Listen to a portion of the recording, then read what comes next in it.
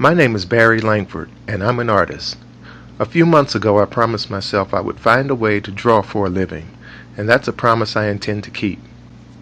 I think we all make promises to ourselves, especially when a new year comes. I'm not big on resolutions, but this year it's important that I renew my promise to myself.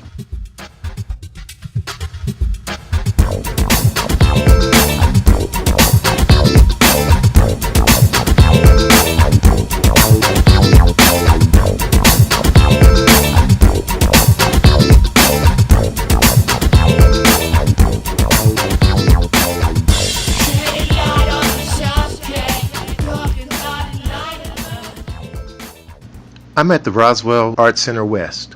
For the past year I've frequently driven past this place and wondered what goes on inside. Les Brown says, if you want to do things different, you have to be a different person. So today, instead of driving past, I stopped. I want to know what goes on inside the center because I need to find resources that can help me achieve my goals this year. Okay. We do like a lot of electric firing. We have 2 on this side, 3 on the other side of the building. So everything comes in here as raw clay that's been formed and goes on the shelf. We fire it, comes back, then they glaze it, and we fire it again. So it's quite a process. Wow. Yeah. As I searched for the person in charge, I ran into a very friendly and talented artist named AJ Argentina, who is also the facility supervisor.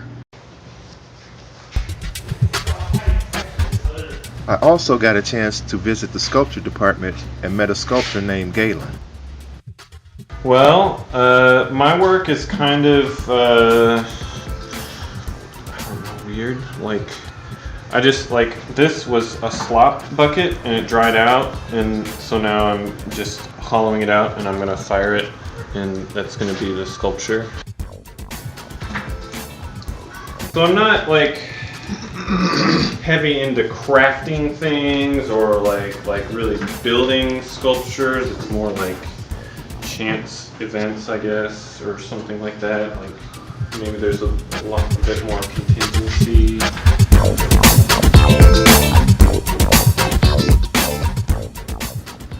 I vowed that some part of my art career would be spent working with pottery and sculpting, but for now I had to focus on my 2D art career.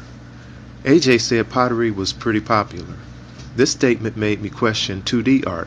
What does an art collector look for in artwork? And what type of art is selling and what isn't? Now I see here people using graphite to sketch out the picture before they paint it, but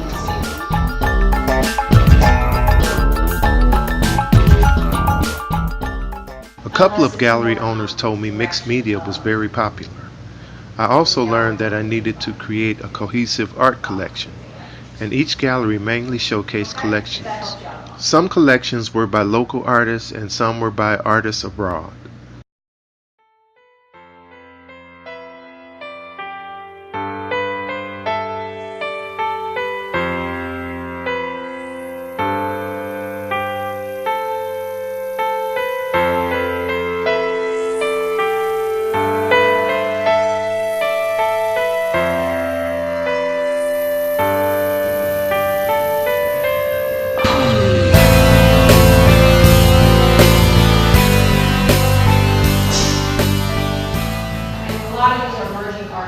I knew I would have to change to better compete as an artist, but I didn't realize just how much until now. Looking through the magazines and visiting the galleries showed me that I needed to get better at working with color, and to create larger artwork, I really needed to learn to paint.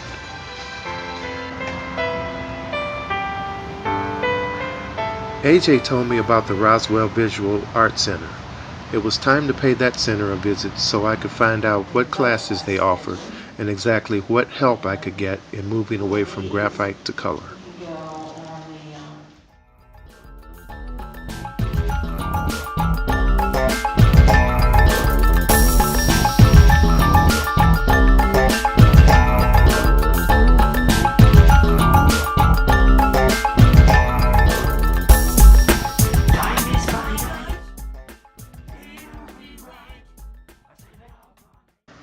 My options at the Visual Art Center were unbelievable. I could join a group of artists that get together and hire models to pose for them. This would provide me an opportunity to practice drawing lifelike pictures. I could also network with other artists who could answer questions I had about techniques and tools.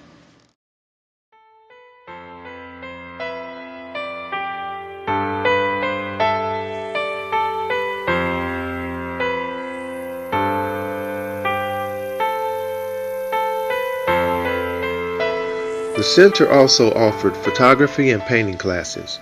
I believed that the painting classes would provide an opportunity for me to learn painting basics and advanced painting techniques to become a skilled painter. Pottery classes were also available. Some students had even worked with silver clay used to make jewelry.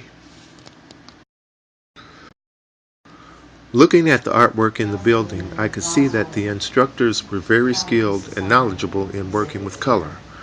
I couldn't believe that of all the places I could have moved, I ended up in an area very rich in resources for artists.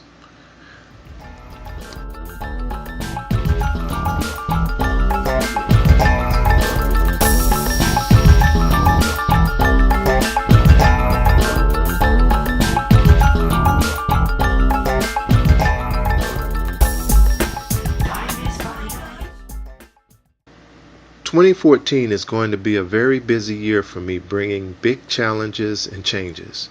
But mentally, emotionally, and spiritually, I believe I'm ready."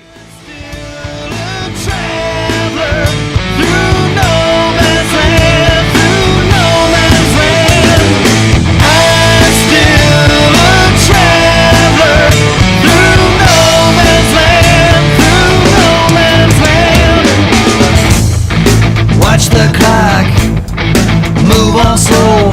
See its hands as the time runs out. See the sun rising high. Not a cloud in your clear blue sky. It keeps on flowing while no one knows where it starts or where it goes. Let your problems be solved from some force from above if you think that's cool.